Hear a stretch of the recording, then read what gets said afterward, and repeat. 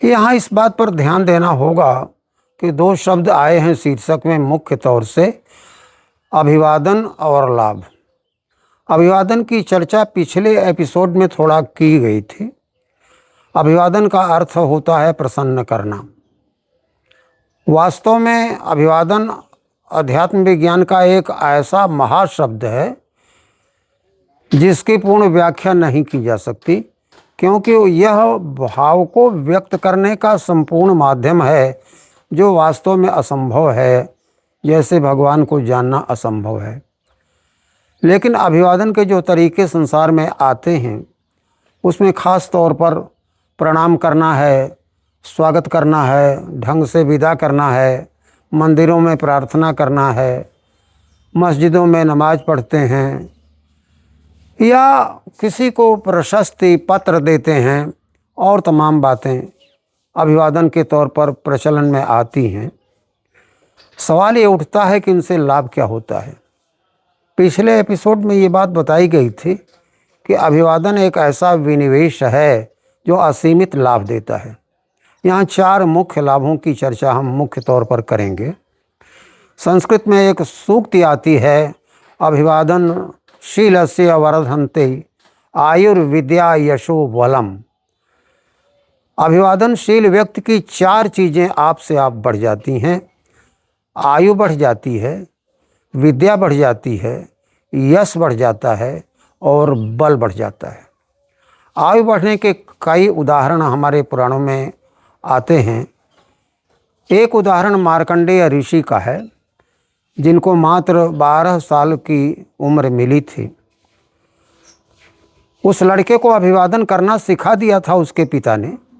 नारद जी आए, साष्टांग दंडवत किया, अभिवादन किया। नारद जी ने कह दिया, दीर्घजीवी भव। पिताजी ने कहा, साहब परसों दिन तो इसकी मौत होने वाली है, इसके 12 वर्ष पूरे हो जाएंगे। नारद जी ने वरदान दे दिया, वृषा न जाय देव ऋषि वाणी। उन्होंने उपाय बता दिया कि मृत्यु के देवता भगवान शंकर हैं, उनकी जाकर के आराधना करो। उस दिन पकड़े रहना शिवलिंग को, यमराज आएंगे भी तो छोड़ना मत। यही हुआ। भगवान शिव ने त्रिशूल धारण किया और रौद्र रूप पकड़ करके वो यमराज की ओर देखने लगे। यमराज थर थर कांपने लगे। कहा, नहीं, इसको मैंने दीर्घ आयु दे दिया है, तुम वापस जाओ। यहाँ आयु बढ़ी है। मार्कंडेय महादेव कैथी गोमती और गंगा के संगम पर एक मंदिर है, मृत्युंजय महादेव या मार्कंडेय महादेव के नाम से जाना जाता है। बड़ा जागता मंदिर है। यहाँ आयु कैसे बढ़ गई? आप सावित्री सत्यवान की कथा जानते हैं। सावित्री ने अपने वर का चयन कर लिया सत्यवान के रूप में। सत्यवान की आयु केवल 1 साल बची थी। एक एक दिन सावित्री ने गिना, यमराज प्राण लेने के लिए आ गए। सावित्री ने कैसा अभिवादन किया उसके विस्तार में मैं नहीं जाता। यमराज को परास्त होना पड़ा और सत्यवान के प्राण वापस करने पड़े थे। ये है अभिवादनशील व्यक्ति के द्वारा आयु का बढ़ना। अब आइए विद्या पर। प्रातःकाल उठ के रघुनाथा, मातु पिता गुरु नाम ही माथा। गुरुगृह गए पढ़न रघुराई, अल्पकाल विद्या सब पाई। राम अभिवादनशील थे। उसका परिणाम क्या निकला? गुरु वशिष्ठ के आश्रम में पढ़ने गए, अल्पकाल में ही सब विद्या उनको मिल गई। सब विद्या किसी को नहीं मिलती। खास विद्या का विशेषज्ञ आदमी हो जाता है, लेकिन सर्व विद्या तो कोई केवल ब्रह्म बन करके ही पाई जा सकती है। गुरु वशिष्ठ की कृपा से अभिवादनशील राम ने सारी विद्या पा लिया। यह है विद्या। यश। विश्वामित्र जी के आश्रम में यज्ञ की रक्षा करने के लिए राम लक्ष्मण गए थे। कहानी आपको मालूम है, विस्तार में हम नहीं जाते। ताड़ुका मारीच स्वाहु वगैरह का वध करने का और निर्भय यज्ञ ऋषियों को कराने का अवसर देने का यश राम को मिला था।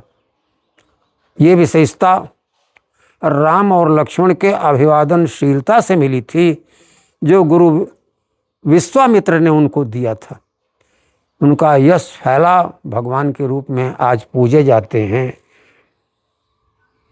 कितना सुंदर अभिवादन राम और लक्ष्मण ने विश्वामित्र जी का किया है। उठे लखन निश विगत सुनि, अरुण शिखा धुनिकान, गुरुते पहिले जगतपति जागे राम सुजान। मुर्गे की आवाज़ सुन करके भोर में ही लक्ष्मण जग गए, उसके बाद राम जगे और उसके बाद गुरु विश्वामित्र जी जगे और सोने के समय लगे चरण चापन दो भाई। विश्वामित्र जी ने दोनों को कहा कि तुम लोग जाओ सो। फिर राम का चरण चापने लगे लक्ष्मण, तो राम के कहने पर लक्ष्मण भी सोए। सोने की क्रिया उल्टी है, जागने की क्रिया दूसरी है। इससे यश मिला था। आयुर्विद्या, यश और बल। बल के बारे में हनुमान जी को आप ले सकते हैं। इतना लंबा समुद्र पार करके कौन जाए और सीता का पता लगाए। जामवंत जी ने कहा था, अभिवादन किया था हनुमान जी का, उन्हें उनके बल का बहुत कराया था। राम काज लगी तव अवतारा, सुनते ही भय पर्वताकारा। और जामवंत जी ने समझाया, पवन तनय बल पवन समाना, का चुप साध ही रहे बलवाना। हनुमान जी को बल मिला और जो काम किया आप जानते हैं। तो यहाँ अभिवादन से जो मुख्य लाभ 4 हैं, जिनकी विवेचना हमने यहाँ किया है। अभिवादन के मर्म को आप जानें, जीवन में उतारें।